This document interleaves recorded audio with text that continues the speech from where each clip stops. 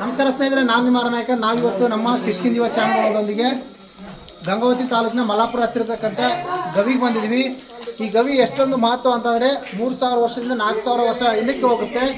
ಆದಿಮಾನವ ತನ್ನ ಒಂದೆಡೆ ನೆಲೆ ನಿಂತು ಅವನು ವ್ಯವಸಾಯ ಮಾಡೋದಕ್ಕೆ ಈ ಪ್ರದೇಶದಲ್ಲಿ ನೆಲೆ ನಿಂತ ಅನ್ನೋದಕ್ಕೆ ಸಾಕಷ್ಟು ಸಾಕ್ಷಿಗಳು ಈ ಗವಿ ಚಿತ್ರದಲ್ಲಿ ಕಂಡು ಬರುತ್ತೆ. ಮೊದಲನೇದಾಗಿ ನೀವು ನೋಡ್ತಿರ್ಬೋದು, ಈ ಗವಿ ಚಿತ್ರ ಬಂದು ಆದಿಮಾನವ ಉಳುಮೆ ಮಾಡ್ತಕ್ಕಂಥ ಒಂದು ಎತ್ತನ್ನು ಬಳಸಿಕೊಂಡು ಉಳುಮೆ ಮಾಡ್ತಕ್ಕಂಥ ಒಂದು ದೃಶ್ಯವನ್ನು ಇಲ್ಲಿ ಬಿಡಿಸಿರುವಂಥದ್ದು.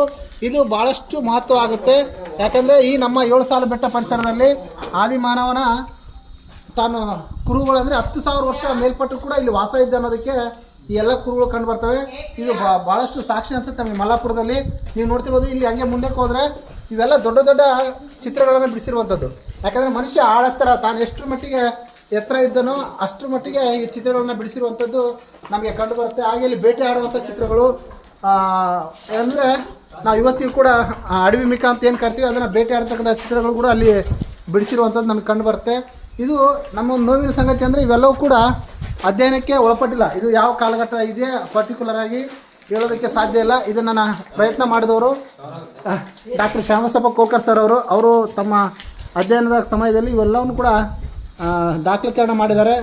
ಇನ್ನೂ ಹೆಚ್ಚಿನ ಅಧ್ಯಯನ ಆಗಿ ಇವೆಲ್ಲವೂ ಸಂರಕ್ಷಣೆಗೊಳ್ಬೇಕು. ಯಾಕಂದರೆ ಸುತ್ತಮುತ್ತ ಅಕ್ರಮ ಕಲ್ಲು ಗಣಿಗಾರಿಕೆ ನಡೀತಿರೋದ್ರಿಂದ ಇನ್ನು ಕೆಲವು ವರ್ಷಗಳಲ್ಲಿ ಕೂಡ ಇದು ನಮಗೆ ಕಣ್ಮರೆ ಆಗುವಂಥ ಸಾಧ್ಯತೆ ಇದೆ. ಇದಕ್ಕೆ ಸಂಬಂಧಪಟ್ಟಂಥ ಅಧಿಕಾರಿಗಳು ಇದನ್ನು ಉಳಿಸ್ಕೊಳ್ಬೇಕಾಗಿ ವಿನಂತಿ.